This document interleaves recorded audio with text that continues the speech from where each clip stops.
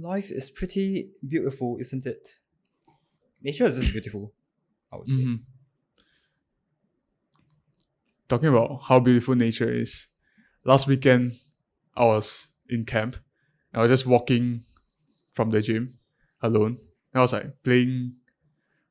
I was listening to audiobooks and like courses, video courses. Then halfway through, my one side of my earphone died, so I just take it off. Then because the quality is worse, I start paying more attention to the surrounding. Then I suddenly realized the whole time I've been walking for I think 10 minutes. And the whole 10 minutes, if I were have to look to my left, up, there's a very, very obvious rainbow. But I missed it. Lucky I caught it, and I had like another 10 more minutes to walk. So the whole time I'm like, whoa, this is insane. It's like one of the most, I would say it's the most closest and biggest and most distinct rainbow that I've seen in my life. Distinct rainbow. Because the way they set up the base, the floor is quite reflective, and it was raining. huge surface area. Yeah, it I was suppose cool. a lot of times we do just get distracted by our small problems in our head and lose sight of the bigger picture,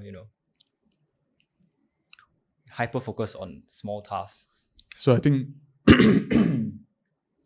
it's essential to have some way of reminding you to Zoom out. to have a broader perspective in life. Even it's not just physical looking around you, your surrounding nature. It's also your whole life. And for me, the way I remind myself is through the reminder of mortality. That one day I'll reach 80 years old. By then, my health span probably might be not. It's not gonna be as good as now. So appreciate what you have now. When life throws you things that makes you frustrated, just look at it in the macro view. Then you will appreciate that. Use it instead of just dwelling in negative emotions. The saying is what? Momento Mori. Keeping in mind that you will die eventually. I guess coming to terms with your mortality, like you only have one life, so you will die one day. Wow, this is a very morbid, not morbid per se, but start to the episode. But they say people that are reminded of their mortality tends to live more happily, more fulfilled lives. There's some country that almost all of them are constantly reminded of their own death, and they have like the highest rate of like happiness reported in like a scientific journal or something. Really? What country? I heard this podcast like 3 years ago. I forgot which country. Like maybe you can remind me, like in the comments. But show notes, we will have it. Yes. Yeah, we'll have it in the show notes too. Yeah. What about you? What do you do to remind yourself to look at the big picture, or just remind yourself to look around your surrounding? I suppose recently it has been more just taking time to just be in silence. I've been not listening to music as much, like especially on the way to work, since I now walk to work and back from work, and that's like 40 minutes to and fro total. So I've been just not filling my time with silence. So appreciating, stimulate using what is in the nature, like what's in your surrounding. And when you like try to observe nature, you do really observe its magnificence. You realize that you're part of a larger world, a very magnificent world. Like if you look at how like all the systems work together, how different creatures interact, like that's insane. And for people that develop the reliance to music, probably you last time, they probably would think that why, like if I can listen to music, I will just listen. It's better. I guess to them, we all used to find fascination in our surrounding, like maybe just looking at dogs outside, observing small little things, details, and find fun in them. As a kid, like as kids especially, then we all lost that at some point. The wonder of the universe. We start to rely on like easy way of getting stimulated, and it's the same thing as instant gratification, although it's in a less destructive way. Music is a like source of dopamine, so you do get, your dopamine levels are raised. It's a source, so it does. Whether it's a bad for you, no, It's a music, stimulant. like a life without music is very sad. Yeah, there's a quote by someone in SHOWNOTES also, but yeah. So would you, a hypothetical, Nietzsche, I think. Yeah. would you, if you can only choose one, would you live your whole life with just films, or will you live your whole life with just music? Providing the films do contain music, but you don't get to like listen to music and as like Spotify and stuff. Like you can listen to musical, like watch a whole musical, whatever. I do enjoy music a lot, especially with my past. Some of you may know, or I don't think even you know, but I was in my primary school and secondary school band. So I played the tuba, like the huge brass instrument. And then I also played like the electone, which is like a electric organ. Yeah. So I played for 10 years, tuba for also 10 years. So I have musical background, and I do just enjoy listening to music of very wide varieties. So what I also do like films. I love like films. So which one? It's a hard decision, but you have to make it. I think It's I would rather hypothetical. live without movies. Not even like just use the musical or soundtracks in music. It's too much random sound in the music. I feel like with movies, they are like one-time things. You sit down and like, you have to commit to it. Like 1 hour, or now even like 2 hours, 3 hours with all the Marvel like super mega long films. It's a temporary escape from Yeah. the current moment. Not to talk about the blue light that you're getting. You're just staring at the screen for like. But music, you are in also on and off escape. It makes you feel different from the emotion you get from your current surrounding without the music. Yeah, It's kind of an escape too. It can add a lot to your life though. You can. I only have one playlist, and that playlist is all mostly hype songs that hype me up. And for me, music, there's only one utility, which is when I need the extra energy, the stimulant. And for instance, if I'm walking home after a very, very tiring day, and if I'm mindless, I will start to have a lot of negative emotion. So I'll just use the music to bring my energy level up. Yeah. Provided I need it after I reach home. It is a tool you can use to really change it's like a cue that you can use to change your environment, mental environment, this sort of thing. It's like the use of caffeine. That's how I treat music. Although yeah, but it is dopamine, yeah. So it is. energy, yes, makes you feel more motivated, stuff like that. And according to Huberman, listening to I think 9 minutes of high beat per minute Yeah. musics. I forget how many beat per minute on average the music needs to be to have that effect. But listen to 9 minutes of high BPM. And we can include that in the show notes also. Music can alleviate mood by a lot. Yeah. So when you need that boost, just have a playlist that hype you up for that 9 minutes. They can stop. Yeah, I suppose most people do know what type of music they like. But yeah, you don't have to, on the topic of artists, like idolize any particular artist. That's a point that I don't know. Why not? Why is idolizing bad? I just suppose it is putting someone on a pedestal. So but we it are is just one person. It's still a person. So we are trying to enter the psyche of a stan. Like, why does he want to idolize? Maybe he's seeking comfort in indulging into someone else's life, like a rock star's life or artist's life, romanticizing someone else's life because they think that their own life is not that colorful, that interesting. Yeah, there is a lot of, you're not living your own life. You're just looking at someone else's life through their music or even their content on YouTube. Instagram reels, watching people live life instead of actually living life yourself. Yep. I mean, I'm guilty. When I was starting self-improvement, I started watching other people's success, other people's like motivational video as a way to feel good about anything.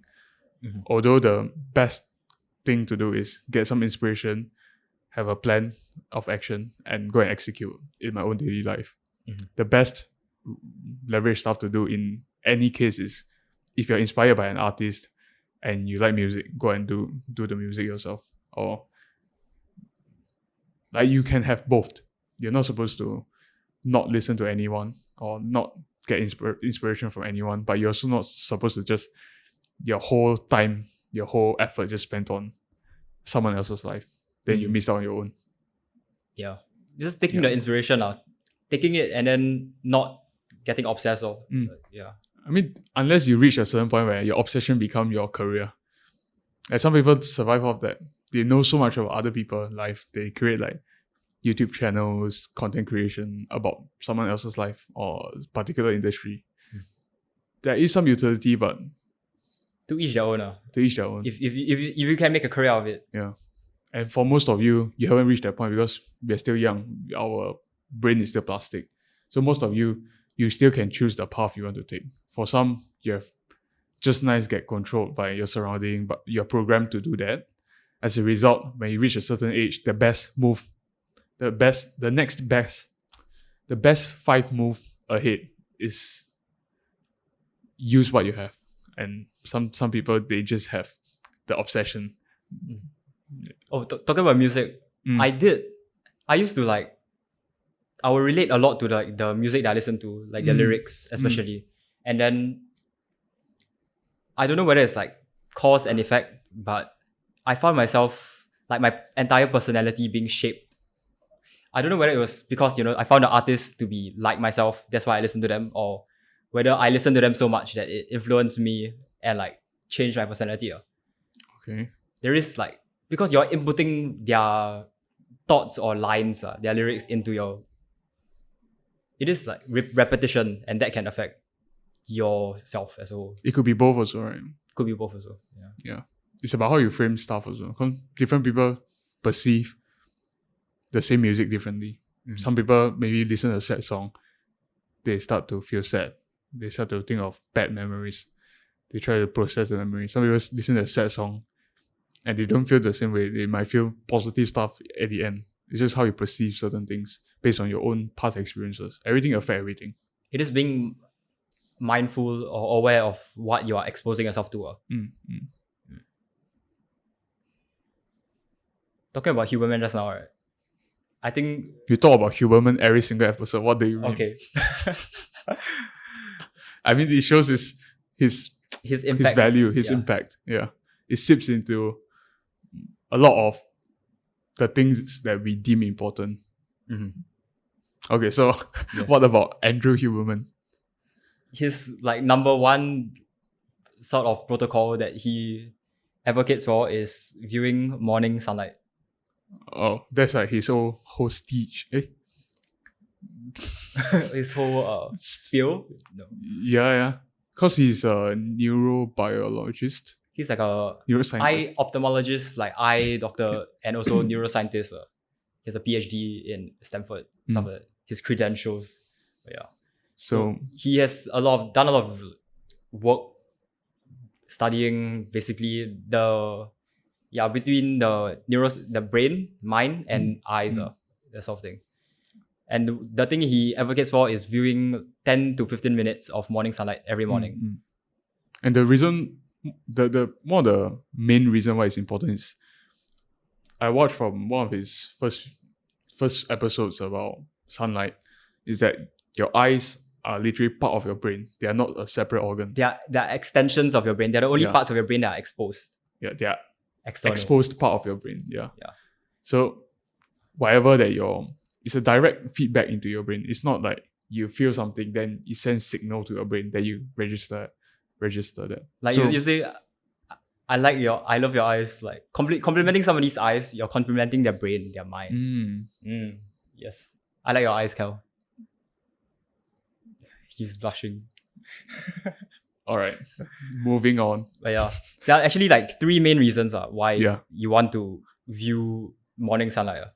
So it really like boosts your cognitive function.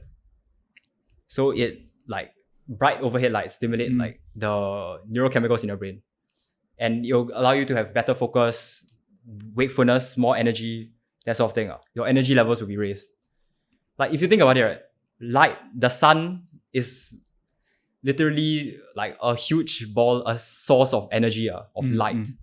And all the plants get like energy and they grow towards light. We as creatures, I think we are also very drawn towards light, that sort of thing.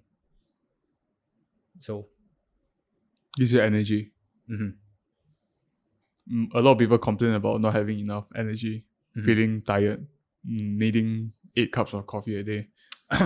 yes. But they never tried sunlight exposure in the morning. How early in the morning? Like what is the time range? I know it's upon waking up.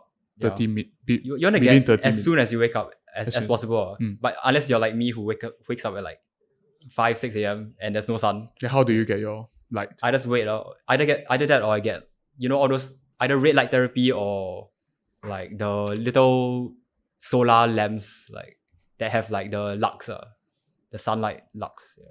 If you have a very, very, very bright lamp, is it good to have it? Better than not, right? Yeah, it's like flipping on like artificial lights if the sun is not out yet. Then once the sun is out, you go get some morning sunlight. Yeah. It's not enough, but to kickstart, it's better to have bright lights switched on if you wake up very early. Like if you think about it, you need like to signal to your body that it is there. And yeah, the second point, which is that it synchronizes your circadian rhythm or like your body clock. So it sort of whenever you view the bright lights, it will like start a timer in your body. So melatonin, the sleep hormone, basically, it makes you feel sleepy at night. You start generating it in the evening, and then as you want it to start, in the evening. But if your body doesn't even know like what time it is, then it will not be able to generate that. Yeah. So the main anchor of your body clock is sunlight. The second is signals. The second is the feeding window, right? Eating, yeah. Having consistent meal times as well. Consistent meal time, yeah. First one, the most important. Exercise also, even exercise. Or even exercise. Yeah. Also for people that keep changing your gym timing, have to beware. It's not bad, but like, if you want to know like shifting your body clock, everything, right? The main thing, I think the mechanism is what? Temperature minimum. There's like stuff you can go into, but for me, the actionable, like what you can take away protocol is if you want to go to feel sleepy earlier and then wake up earlier the next day, you within the 2 hours after waking. So after you wake up 2 hours, you either eat food, eat a meal, get bright lights into your eyes, or exercise, or combination or all of them. Like that will shift your body clock forward. Then if you want later, it's like within the 2 hours, 6 hours behind. Before you wake up, then you go do that. That's how you shift your body clock. So to recap, 3 benefits of viewing sunlight. First, gives you energy. What's the second? It syncs up your body clock to the day. Yeah. That helps with sleep, helps with recovery. Then what's the third one? Okay, the third one, right, is more like preventative. So like if you want good sleep, like quality sleep, right, you want to avoid bright lights at night. Artificial bright lights especially. Is that why blue light blockers became a thing? Yes, in and recent years? That's the reason why I have blue light blockers. I have like 2 now. Yep. And I just like wear them. That's the reason why my glasses without I tried to ask for one that don't have the blue light blocking feature, but they say don't have. It's built in. But I heard that the utility of blue light blockers is not that useful if you are wearing it throughout the day. Yeah, you want so like morning sun, right? The difference is that there's a blend of yellows and blues, that sort of thing. And like that blend is like the perfect blend. That's like to like set your rhythm. That's why you're talking about timing just now. Before 9 a.m., 10 a.m. maybe, but like before 9 a.m., like that's generally like when you want to get the most sunlight. So morning sunlight, and it also will not damage your skin. Like people are afraid of sunlight for skin, but yeah, it does energize you also. It's usually the noon lights, right? Yeah. Mm. So until what constitutes as not a morning sunlight is when the sun is relatively It's high. overhead. It's overhead. What if it's like 10 a.m. but it's relatively high? Is it still morning sunlight? Because some people wake up at like 9:30. Well, viewing sunlight at all in general will benefit you, even if it's afternoon. Okay. Like viewing afternoon sunlight will offset like viewing blue light at night, right? Like looking at your screens, like it can offset that like damage. Okay. So as long as upon waking up, try to get sunlight. Yeah. Because originally my sleep schedule was like super bad. So I was sleeping like 4 a.m. to 12 p.m. Like noon or even later. So when I first started like going on walks, everything, right? It was not morning walks. It was like when I wake up at 12, then I go on a walk like once I wake up. But I was still viewing sunlight and exercising. So I was shifting my body clock forward. And then in the month, within that month, right, I managed to fix my sleep. Like, I went from 4 a.m. to 12 to like 12 to 8, which at least is more normal. Yeah.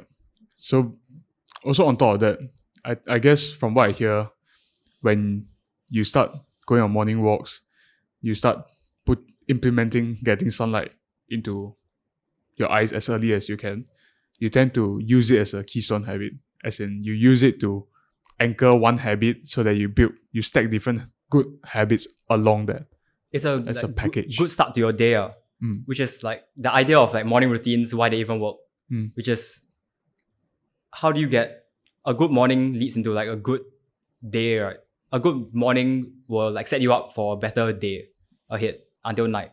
Then that a good night will help you set up a good day consistently, will give you a good week. Then a good week will give you a good month, a good year, a good life. So it all starts from a morning. But morning, it starts like the night before, like that sleep. So setting your circadian rhythm in the morning will set you up for the night of sleep. It goes on like day cycles, night cycles. So like day, then night, day, then night. It's a constant cycle. And if you don't synchronize your body to that cycle, then your health will be generally worse. So we discussed this at length in this episode because not only can it set you up for a good month, a good year, a good life, it can also help you stack other habits. Like let's say you want to go for a walk, and after a walk, you'll naturally go take a cold shower or something, then go do your work. And if you don't start with viewing sunlight, maybe doing that work is harder. So you stack different things that can compound into even greater things. Yeah. Your mornings are the foundations of your days. So you set your body right, Yeah. With like the avoiding artificial blue light at night, right? So there are ways to impact that, to like negate that impact. So it's like, all the night shift eye comfort on your phone, on your screens, make sure you turn them on so that you can like block the blue lights. And also, blue light blockers.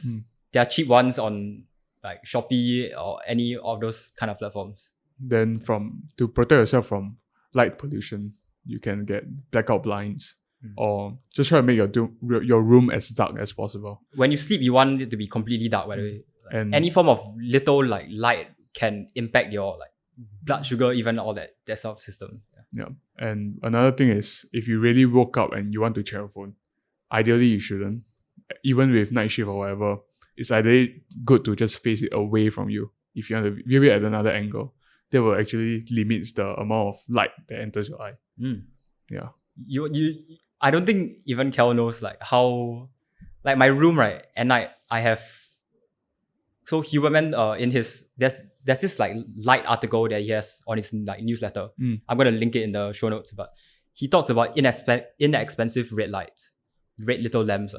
So that is what I have going on. So in my toilet, in my bedroom now, I have little like red lamps, and they're like not above. Oh yeah, the thing about lights is that you don't want bright overhead lights at night because the sun is overhead. Then you're like tricking your mind into thinking that it's day. Also. Yep. It's like, for instance, when you're taking an airplane, when it's time to sleep and they off all the light. The only light that's available to guide people and people don't fall down is always on the floor or like along the chairs. Even movie theaters, they want to simulate where you become more in the what's the word, like allows you to immerse. Immerse yourself in this. For immersion, they want to let you relax and stuff, not make you think that you are early in the morning. They want you to relax, basically. All the lights are mostly like under your eye level. Yeah, so it's just a fun fact. And also, like, red light is like, you know, the light spectrum. You know, red is all the way at the bottom, blue is all the way at the top, sort of thing. I'm not sure about this, but red is all the way at the bottom. So it's like the red light at night will not affect your circadian rhythm like, as much. For me, the only light I have in my room usually, I don't go to the toilet usually at night, but it's the aircon blinking green light. I thought about like getting a duct tape to paste it over, but I think that's too extreme. Yeah, but basically my room usually is super dark. Yeah, when I sleep. But also at the same time, I feel it's good to be able to sleep without a totally conducive environment once a while too, because sometimes we are just forced into like situations that we cannot have good quality sleep, or like we don't have the good conducive environment to have good quality sleep, but you still want to have a decent night of sleep, so that whenever you, like in training times or stuff, there'll be light source, like you can't off it or whatever. The only thing you can do is like learn how to look away, look down, or like as you're lying on the side, if you're a side sleeper, you look down a bit more, turn away from the light source, all this, like it comes natural, but knowing this is more important than having the conducive environment. Wanting to have good sleep is more important than... With fixing your like sleep environment, it's about making those like nights like the exception. You don't want them to be... You want to fix like the things that you... Yeah, you really want to fix in place the things that you do most of the time. Yep. So your defaults, those are the things that are higher leverage. Because you repeat them every day. Like how much of your life do you sleep? About 1/3, right? So if you don't fix that, like you don't, maybe investing in like a better pillow or like stuff like that, that can improve the entire, it's 1/3 of your life. Like improve your entire existence by like, you don't even know how much. Yep. So and fixing that is important. It's important, but don't let it be a stressor if you don't have the resources to change anything. Like, know that your body is still anti-fragile. You'll find a way to adapt. Although it's not the most optimal, but if you stress about it, that actually has a lot more negative impact.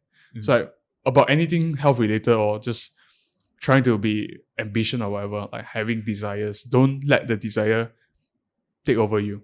Wanting to be healthy, wanting to be rich, all this, it should be just there.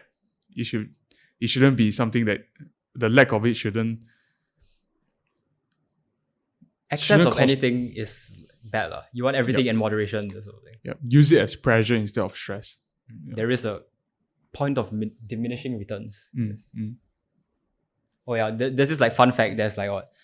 If you view artificial like blue lights at night, like between the hours of like 10 p.m. and 4 a.m, right? It will actually cause you to like have your feelings of like depression or anxiety, right? Your chances of getting them or like stuff like that, like it will be higher. So avoiding between 10 p.m. and 4 a.m. So not all sleep are equal. Not all hours are equal. How I wish I can tell my past self, where my parents will be like, in Chinese, this phrase called 日夜颠倒. It's basically sleeping in the morning and waking up at night. Basically being a night owl. It's like, this is not good. They are shaming me for it. I always give the argument that I'm getting 8 hours, 9 hours of sleep. Why is it bad? Like, now we know. Yeah, you're still viewing blue lights. My parents was like, what? Your body detoxes the most and stuff. But yeah, really, your body does. It is synced to like the 24-hour clock. It should be synced to the 24-hour clock. Yeah. And it will, no matter whether you're awake or asleep, right, it will still continue. Like the waves of your circadian rhythm as a rhythm. So if you really live outside of that, then you're not living in accordance with your body. You want to live in... Yeah, you want to work with your body, not against it. Harmony. I mean, there's a study that shows that night shift workers have like the all-cause mortality rises all the way up to, I think, 80+%, if I'm not wrong. Because like night shift workers, they do not have a consistent sleeping schedule. Their circadian rhythm is hard to change in a short amount of time. It can be influenced, but that requires like 1 or 2 weeks of transitioning. And usually shift workers, you don't have a consistent timetable. So like You do work like a night shift sort of personally, I am a shift worker basically. shift worker, Yeah, but how I mitigate the harmful effects is, to the best of your ability, try to get consistency. And if you can't get consistency, try to ask for day shifts.